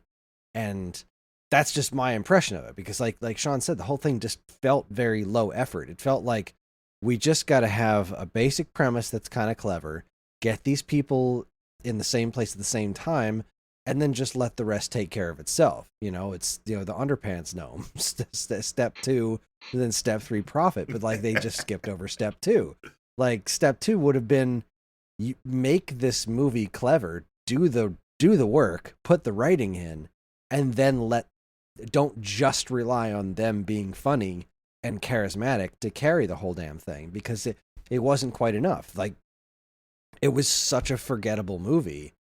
And I feel like it's crazy to think that when you think of the actors involved, like those 3 in particular, the main 3, and then you've got all these cameos from Phil Hartman and Stanley Tucci and Tony Shalhoub, but like that shouldn't be a forgettable movie, but it is absolutely a forgettable movie. And it's because you're right, Paul, they didn't put the writing wasn't there. And I can't shake the feeling that the idea was like, well, we're just not going to bother doing much writing because they're going to do all of that. Like Bill Murray's just going to do his thing, and then that's going to be hilarious and go. I know he's known for improv. I don't know that, like, there's being an actor, and then there's like improving your lines. I think that's very different. So unless they I don't know, maybe those other people are great at improving lines, but I think you have to write for most people, right? Like, I don't mean that as a dig against other actors. It's just, I think you're supposed to have writers and actors, and every now and then you get like a Bill Murray who's going to throw in a bunch of random lines that may or may not work, and you make those decisions in editing. But I feel like they didn't what funny lines did they write for Gina Davis? Like, yeah, she didn't have any. If it was our plane, it would be on fire. Oh yeah. Yeah, all right. It wasn't a knee slapper. Like, it was all right. A line. It was a line. Well, I think to that point, yes, I think that some of the story elements that didn't pay off, like the watch and the envelope of money and stuff like that, that could have all built to this ending, didn't pay off, and that was one, story-wise thing that I think was lacking in the movie. But I think the other thing that was lacking, and I think this goes to what you're all talking about, is just the character relationships. Like, I did not understand who any of these people were to each other. Bill Murray, I think, was the clearest, and I think it's only because your brain fills in the blanks because it's Bill Murray. Like, you know what Bill Murray's about from Ghostbusters and Groundhog's Day and everything else. Like, you know what that dry wit is and what his character is, so he doesn't have to do a lot of work. Like, you sort of understand who he is and how he operates in the world. But like, I didn't understand why Gina Davis was with him. I didn't understand why they were together and what their history was. I really didn't understand Randy Quaid. Like there wasn't enough background to make me care about these three as a group. So that was hard. Yeah, I agree. I didn't buy them as a couple, like Gina Davis and Bill Murray, and not just because I had, just read all the stories about how she didn't really enjoy his company, but like I didn't really get them, and like he just seemed like 80s businessman Bill Murray, and Randy Quaid was just whatever the hell he was. And yeah, I agree. I didn't get their relationship to one another, and therefore I didn't necessarily know what I was rooting for the outcome of the movie to be. I mean, they told that whole story about there was some background story that they told that sort of explained why they robbed the bank, and I'm gonna butcher it because I didn't pay enough attention to it to really reiterate it properly. But it was something about like he had a really awful day in New York, and that they were going to bed together, and that he's like, remember when I convinced you to rob a bank, remember what you said, like they sort of told some story about the two of them together and how they decided to rob a bank. And like the movie would have almost been better off if it showed us. Like it would have been better off if we had a flashback to to what their lives were like before and why they wanted to rob a bank, and that we could see them, we could see a baseline for them, like that we could see them interact as a couple, we could see them like deal with the challenges of life as a couple, and not just the challenges of trying to get to the airport. Yeah, I agree. I think a flashback would have went a lot, even a little bit would have gone a long way with establishing these characters, and maybe some sort of lead up to why they robbed the bank. Because I think the whole bank robbery thing, was indeed the most enthralling thing in the movie. It was all very much downhill from there. And I think that's where, had they decided to make all the things that happened to them in New York City progressively weirder, and then eventually wrap up with some sort of really clever convergence at the end, would have made that feel less anticlimactic. But like, I remember being very into the movie when they were doing the bank robbery, but also like kind of wondering when I was going to understand who these people were and why I should be rooting for them, since they are bank robbers. So why do I want to root for these guys who are gonna steal from people? And it just it didn't really get there. It didn't really show us much. It just kind of told us sort of what their history was, and that was all they really gave us. And it wasn't enough for it to really have any sort of emotional resonance. Not that it needed crazy emotional resonance. This is a comedy movie about a clown robbing a bank and then a bunch of weird shit happening in New York. But still, something more would have been very more appreciated. Yeah, you're right. If we empathize with them a little more, then we forgive them a little bit for being the bad guys and robbing the bank. Yeah, like he says, "Our job sucks," or "I was a city planner," and like you get this one thing where he's talking about he's a city planner, and they're gonna tear down this building, and yeah, why didn't that come back? Like they cut from the older cop appreciating architecture and being mad that they're knocking down the building to like the next scene, Bill Murray's doing the same thing, and then they never come back to that connection between him and the cop or the architecture or none of it. It really felt like that was headed somewhere. Yeah, and it was laziness. It wasn't a well conceived movie. Yeah. Certainly had the bones to be one, but again, it wasn't bad. I was entertained by the movie. I was definitely entertained by it, top to bottom. I was never bored. I wasn't looking at my phone or anything like that. I was just, we weren't even all having conversations while it was happening. It was just, the three of us were just sitting there watching the movie. It was just entertaining enough to keep me interested, but also not entertaining enough to keep me wanting to talk about it. Besides, right in the beginning of the movie, when the cops are showing up, and this is the only note I wrote down, for the bank robbery thing, there was one cop that had an unreasonable amount of back sweat. One of the cops gets out of the car and the back of his shirt is just soaked through. And that stuck with me for the whole movie. For the whole movie.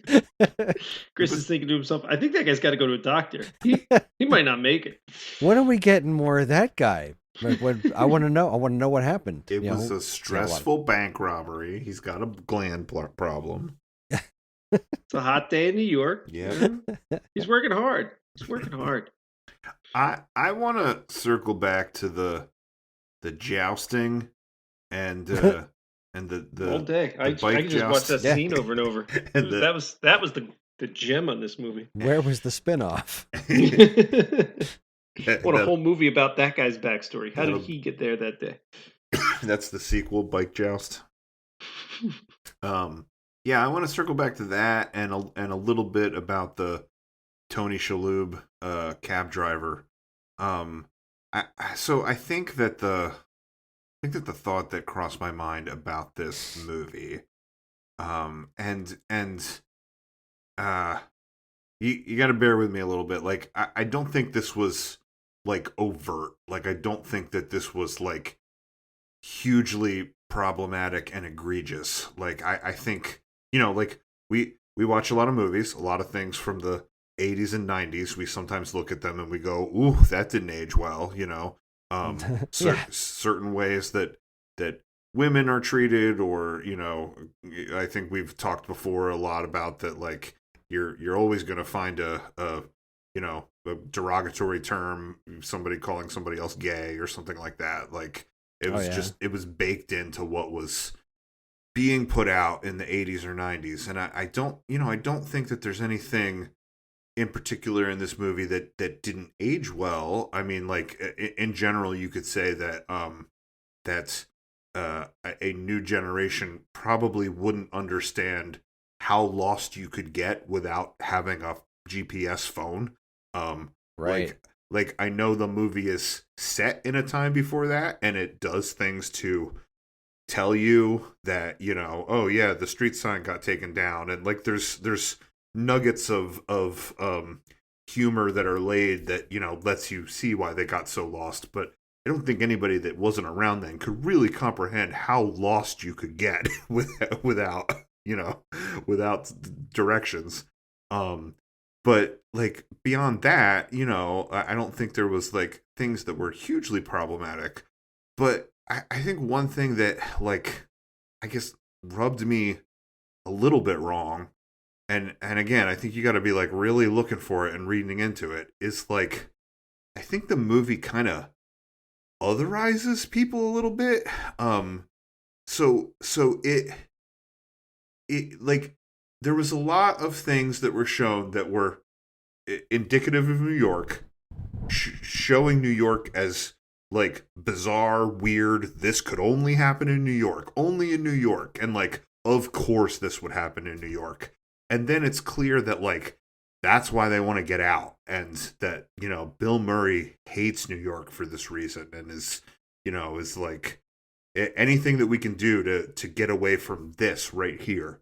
And then, the movie is sort of like diverse in who they're showing, because, they're going through low income areas where they're getting lost. The bike joust, I think it was all like Hispanic people. There was that African American woman on the corner shouting, the flowers for the dead thing. Like,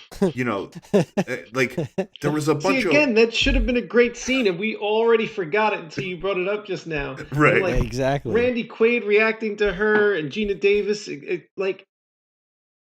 and when I watched, I laughed a little. It was all there. I'm sorry. Go on with your point. I guess what I was going to say was, there was a lot of weird things that were realistic to New York, and New York is very diverse, and the movie sort of, I think, reflected that in the way those things were shown, and the casting, and the areas they were in, and what they navigated or whatever.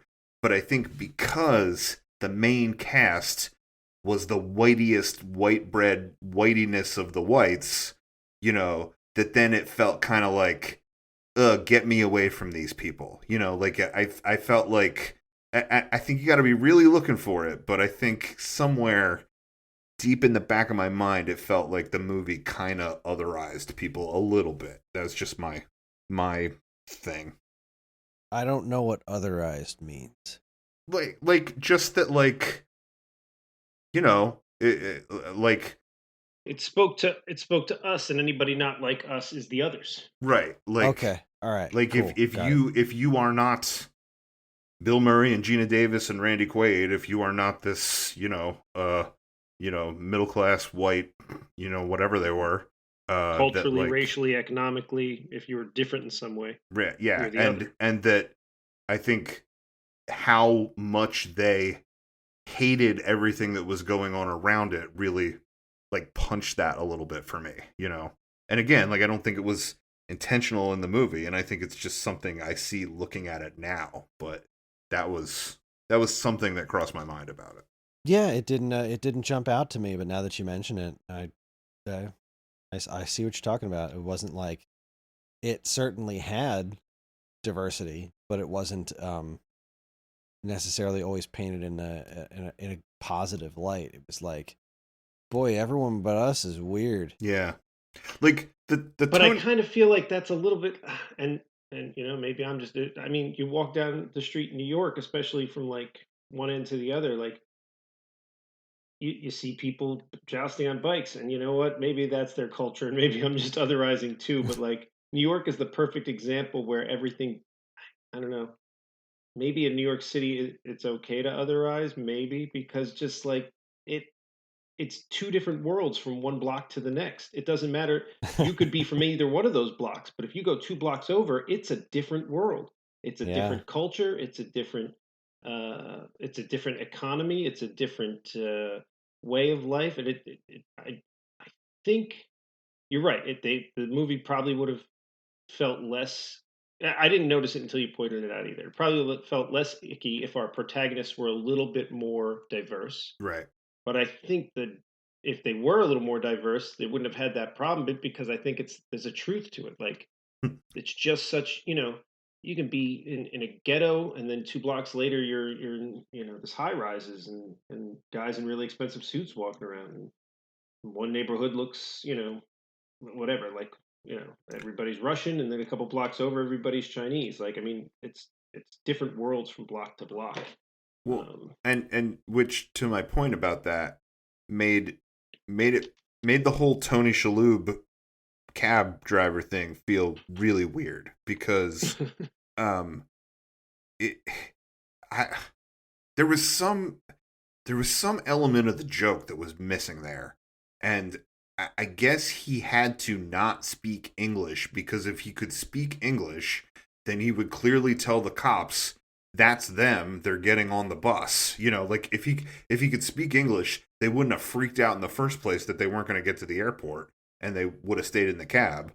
But then also, if he could speak English, like, it would have ruined the whole thing with the cops. So, like, it felt like an afterthought with the writing, like, oh, guess we gotta have this guy not speak English. But then, yeah, because of that, like, they were so weird and gross and douchey to him, and then, like, none of his jokes landed or were funny. Like, maybe if they were miscommunicating, and Tony Shalhoub's lines were subtitled, and you could see what he was actually saying, like, maybe if he was talking to them about peanut butter sandwiches, and they were like, the airport, like, maybe we would have laughed more. But, like, I don't know, the stuff with the cabbie really made me, like, annoyed.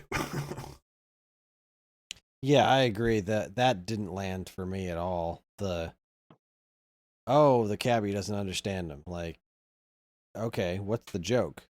And, like, really, how exactly is he a cabbie when he doesn't understand any English at all? I don't know. And didn't land for me. Was he speaking a real language, or I don't think so. Was like a like Andy Kaufman, Locke Gravis, like made up language? I Yeah, thought he was speaking Italian because didn't the mobster understand him? Oh, I don't know. did he? I don't think anybody Yeah, I thought understood the him. mobster understood him, but I could be making that up. I don't know. I don't know. If so, they should have made that clear. I should have made a lot of shit clear.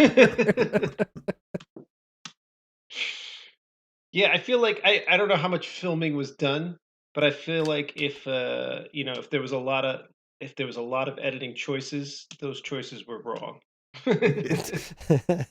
Like if this was all done in one shot, I kind of get why it turned out this way. If they had 2 or 3 takes on each scene, I think they just consistently picked the wrong take and edited out like the 2 lines where it's like, "Hey, this mobster understands this guy. That's why they're both in the back of my cop car." Because it was just vague. He was like, "I need this guy to come with me to make an ID," but you didn't know who he was referring to. It was either the mobster or the cab driver.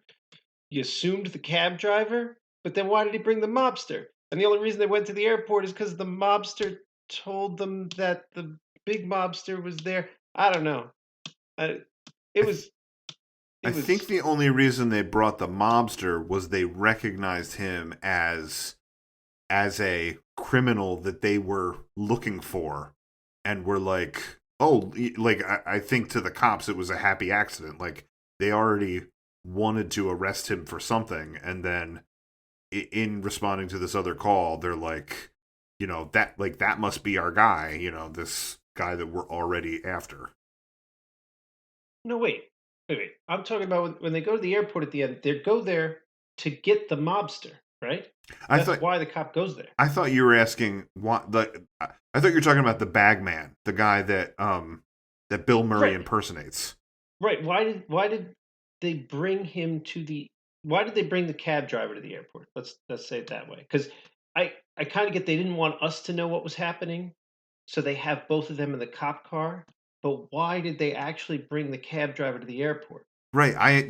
Yeah. I assumed it was to ID them, but then that never happened. Well, because we find out that they weren't going to they never talked to that guy, so they don't know that Bill Murray and Gina Davis are getting on the airplane. I think what we were supposed to fill in God, again, they could have done a little more work here. When the cop gets on the plane, he gets on the plane to get the mobster. He doesn't get on the plane to get Bill Murray and happens to find the mobster.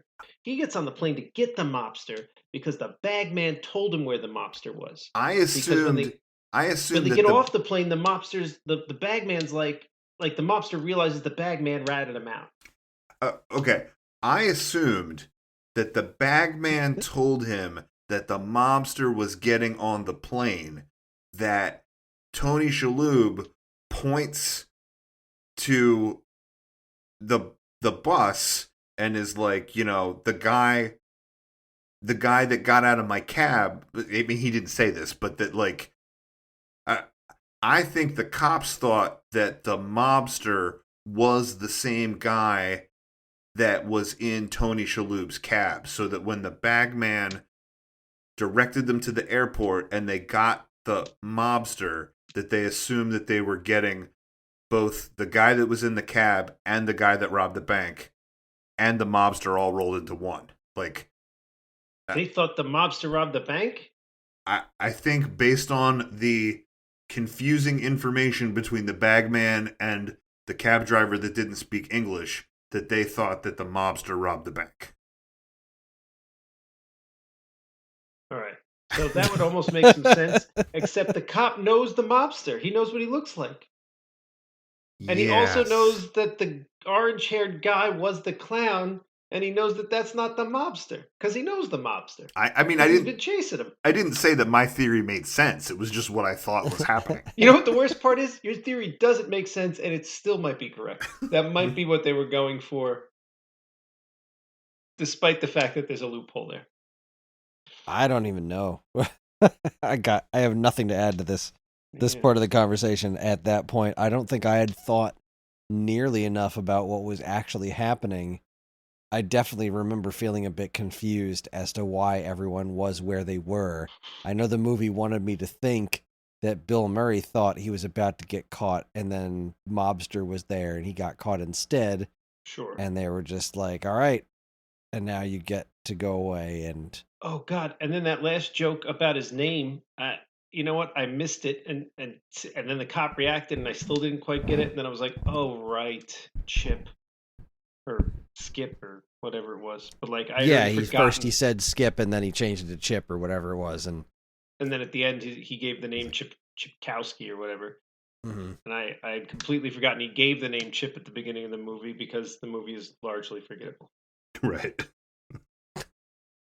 Remember this thing from the beginning that you already forgot? Turns out it was important. Turns out, if you want that last joke, you better remember it.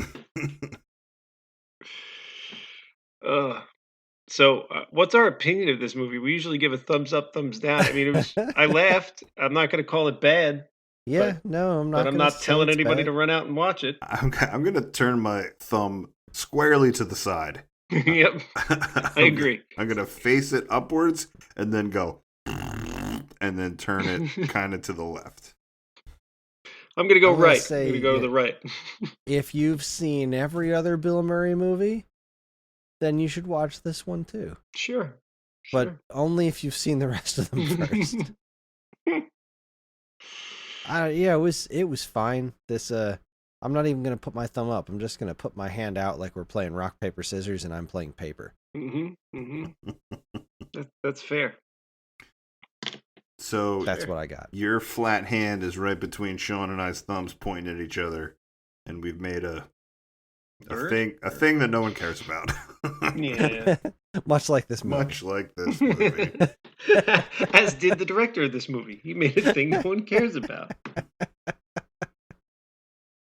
All right. Well, I guess it's time for us to figure out what we're watching next.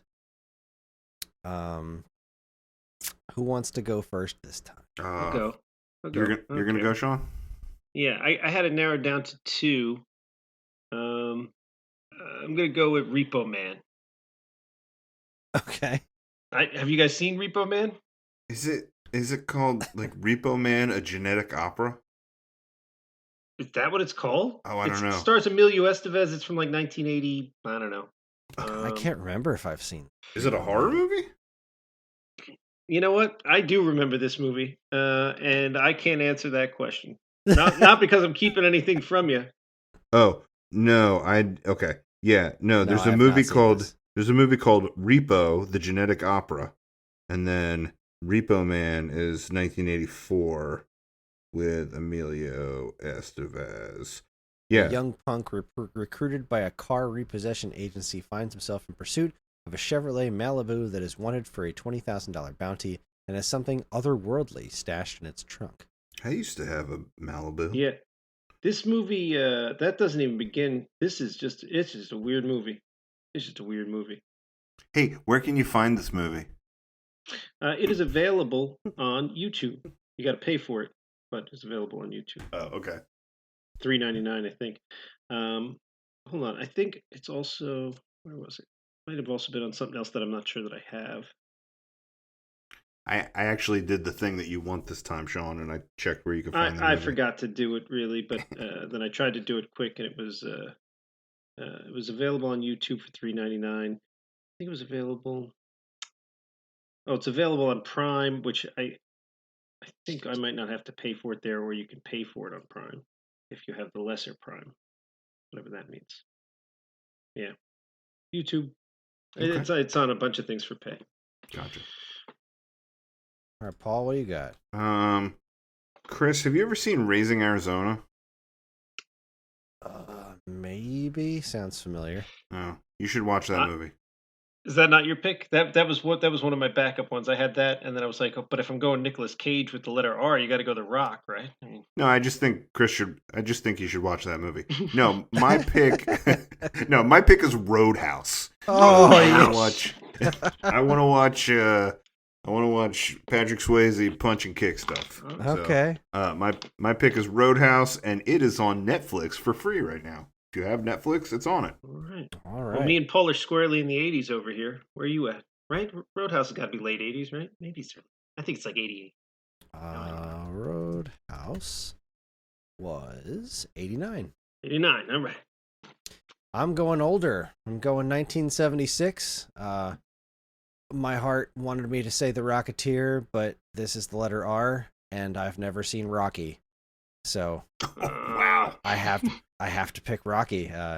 It's I forgot we said we were going to do that at one point when we said you hadn't seen Rocky. There's so many movies. I feel like there's just come on, man. What are you doing? If we pick Rocky, we're gonna have to watch them all then. I mean, I'm not sure if I've seen Repo Man. I've definitely seen Roadhouse more than once, but I've never seen Rocky. And I know that my good friend Mike Sheridan would be disappointed in me if I didn't at least recommend Rocky. That's my pick. All right, Rocky it is. Okay, everybody, we are going to watch Rocky, which is available on Prime Video for rent or buy. Wait, because you're going to edit that, I think we need to let the people at home know what just happened. So I voted for Repo Man. Sean voted for Rocky, and Kris voted for Roadhouse. And so we had a 3-way tie, and then we all tried to text Greg and say, what's happening? What's happening? Which one should we do? And Greg responded, yo, Adrian. So Greg has spoken. We can only assume that means Rocky. All right, I'm finally going to see Rocky. Mike Sheridan will be thrilled. Wait a second. Adrian is the name of the main girl in Repo Man, too.